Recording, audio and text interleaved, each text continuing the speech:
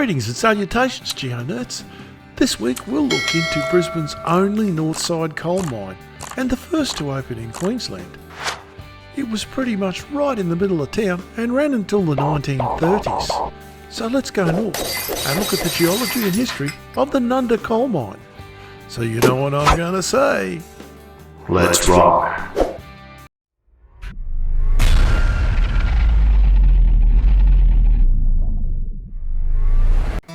Coal mining in Australia began near Nobby's Head in Newcastle in the 1790s. Coal was first mined by convicts near the mouth of the Hunter River. Then in 1833, a convict coal mine was set up on the Tasman Peninsula near Port Arthur. So again, get your slaves to do the dirty and dangerous work. This is how Australia was built, my friends. The first reported discovery of coal on what is now the state of Queensland was made by Captain Logan of the Moreton Bay settlement at Limestone near Ipswich on about the 8th of June 1827. The fledgling settlement needed limestone for cement. There was none in Brisbane, so they rode up the river until they saw an outcrop. This is now in Ipswich, and specifically on the riverside of Limestone Park. The original limestone kilns have been preserved, actually, at the Ipswich Girl Grammar School grounds. In 1843, it is recorded that John Williams, "Hey, true blue." I said Williams, not Williamson, you idiot. opened the first coal mine in that year on the south bank of the Brisbane River near Goodna. Another followed in 1866 and then in 1879 at Bundamba and Tivoli respectively. But this as yet was not Queensland. It was still New South Wales. Queen Victoria proclaimed Queensland into existence on the 6th of June 1859. Isn't it funny how dates keep coming up in history? And in 1944, 85 years later, it was a good date to recapture the Normanby beaches in World War II. It'd be interesting to see a scattergraph of historical dates. I reckon there'll be clusters, but I digress. So I thought I'd do us a nice fly through here, just going over the city there, heading to the north. You can see the Kedron Brook just arcing across in front of us there, and that patch of trees is actually where the coal mine was. We're just going to spin around here and come back and have a better shot at it. There's a good look at Nundah and Nundah Station. Nundah Station was originally called German Station, but of course German Station was ridiculous. That's another story. But anyway, here's the Kedron Brook, and we're just zooming down onto where the coal mine actually was. It was in this little patch of trees here in this clearing.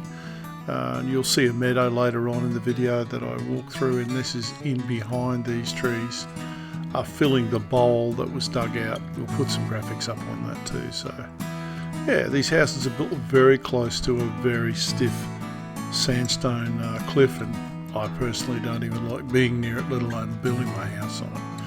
And when the coal left here, it used to go over to the station, which is not far away, as you can see. We're just going to zoom over, have a look at the current station at Nundah, but it was actually a little bit further to the south in the old days. Anyway, that'll get us going, and we'll get into some field work now. Here we are on the train heading up to Tufnell Station to go and look at the Nundah coal mine. Thank you Queensland Rail for a lovely ride. I was the only one on the train. I had my own personal train. Gotta love travelling at 7 o'clock Sunday morning. Here we are over at Toombul, going to have a look at the history of the Nundah coal mine. Charles Gardner came up from Victoria when he was 23 with his new wife Matilda. Wonder how he asked her to go out dancing with her. You'll come a waltzing Matilda with me. Had to be said. So by the time 1890 come around, he'd moved over to here, bought some land on the top of the hill here, which we're just going to go and have a look at, and I'll tell you more then. Here we are up on the road just in front of the where Charles Gardner built his house in 1891. He lived there till the early 1900s, in which, when his house was knocked down and an orphanage was built there called Tufnell House, named after the Archbishop of Brisbane, Mr. Tufnell. It's now pretty much derelict, and we'll have a little walk through there because we actually want to go out the other side, because there is a road that goes down to the coal mine. How nice is that, eh? God, I love Brisbane after the rain. There's a road that goes down to the coal mine, which is now called Gardner Street, but it was, of course, his road to his coal mine. Let's go and have a look.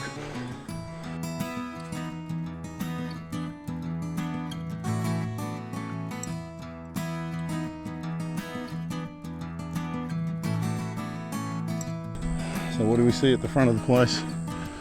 I'll spin it around for you. It's pretty derelict. But what do we got here? A wall made of Brisbane tuff, of course. What else? There's no tuff within a kilometre of here, by the way, but anyway, it looks good. I think we should skip the fence. Let's skip the fence and have a look around.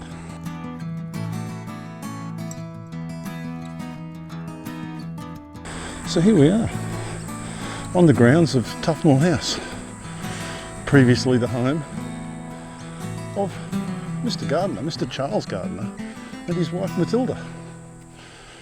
I think these rocks could speak. They'd speak volumes. But as you can see, when the Anglican Church are finished with something, they're finished with it. So this is just a great big block of land worth probably hundreds of millions of dollars now for high-rise apartments. It's one of the highest blocks in the area.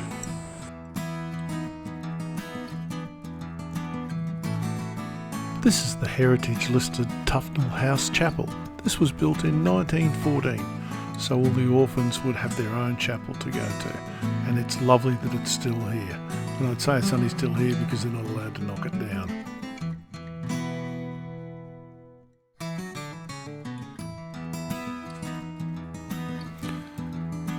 So if you do have your own coal mine, and you've got a little track that goes down to your own mine, which is a private road, well, when it eventually gets subdivided, guess what they call it?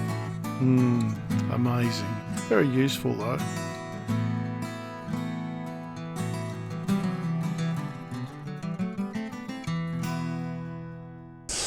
Here we are down on the banks of Kedron Brook. Behind me there is where the tramway from the coal mine used to go up and make the road and go up to the railway line. It came around across this, what is now a lovely little meadow,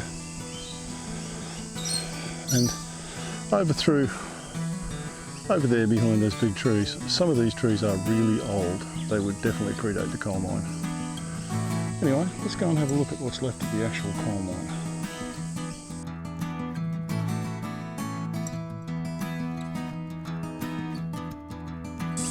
This is the path on the north side of Kedron Brook, which is absolutely beautiful.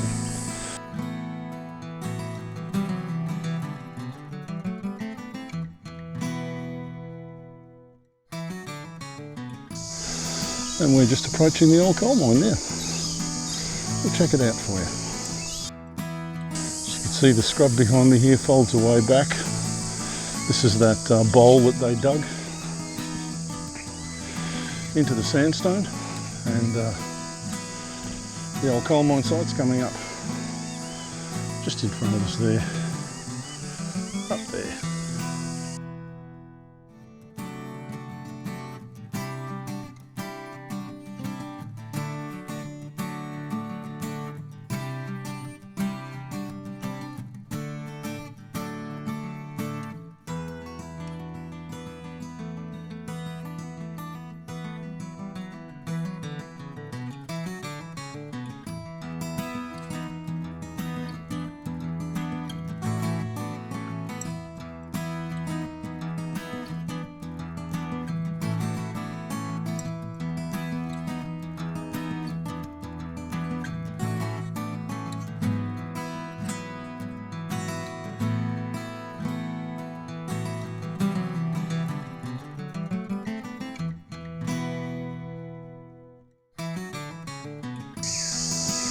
So here we are, guys, on the top track at the Nundah coal mine. This runs along through the actual workings. It's worth doing. It's a little bit overgrown, and if you're a little bit, unmobile, don't do it. But you can see all the cliffs behind me, all the workings. We're about to walk through the actual pit, which has all been filled in now, of course, because kids will be kids, and they kept digging them out of this pit, so they had to fill it in. So if you look behind me here, this is the actual rock face you see in some of those old 1900 illustrations. This is the rock face that's in them. So we're going to have a walk through the pit. Not that there's a whole lot to see. The local Society for Regenerating Things is doing a wonderful job here. They've got trees planted and they're doing an amazing job. So we're walking down now into the old pit by a lovely set of stone steps somebody kindly put here. Here we go, one more.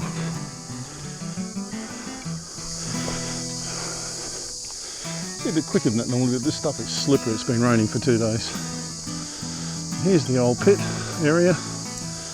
We'll spin you around because you can see the houses over there where we came in. That's where the coal wagons left. A little tramway left to go up to Nundah and drop the coal off, and I'll get me out of the shot and give you a proper shot of it. As you can see, there's not much of the pit left.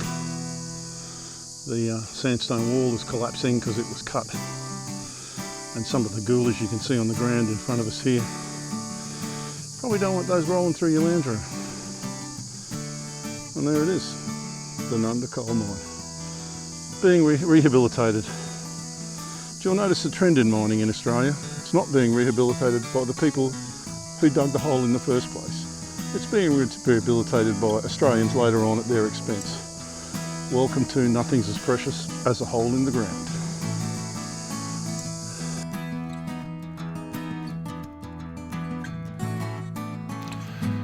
Just a little talk of the actual geology. The Nundah coal mine is there because the rocks Nundah is on are part of the Ipswich coal measures, specifically the late Triassic Wangaroo subgroup. It's the oldest stratigraphic unit of the Bundamba group. It's a sedimentary rock. It's late Triassic, as I said. It's also responsible for the amazing coal deposits in the Ipswich area. Consists of mainly shale, conglomerate, sandstone, siltstones, and of course coal. If you have a look at this stuff, it's got big chunks of reasonably sharp quartz in it. So I suspect it contains weathering from the Narran-Lee Fernvale and the Brisbane or the Bunya Phyllite beds. Hi GeoNerds, just a quick history of Nundah. The first free settlers in Nundah were some German missionaries, Lutherans. They built a mission in 1838 under the guidance of Reverend Karl Wilhelm Schmidt, with the aim of bringing Christianity to the local Aboriginal people, as well as measles, whooping cough, influenza, tuberculosis, smallpox and the venereal disease. So you're welcome. They called it German Station because, well, they were Germans.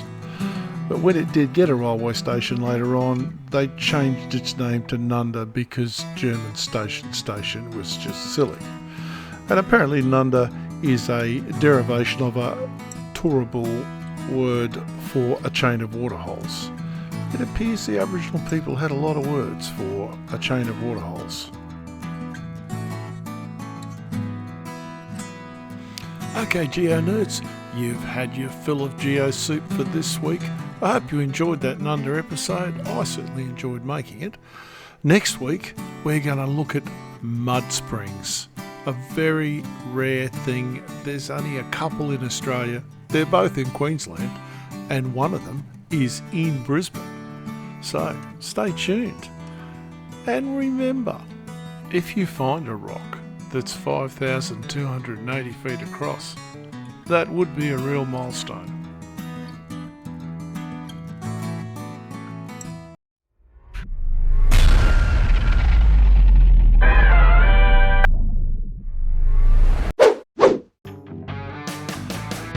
thanks for watching.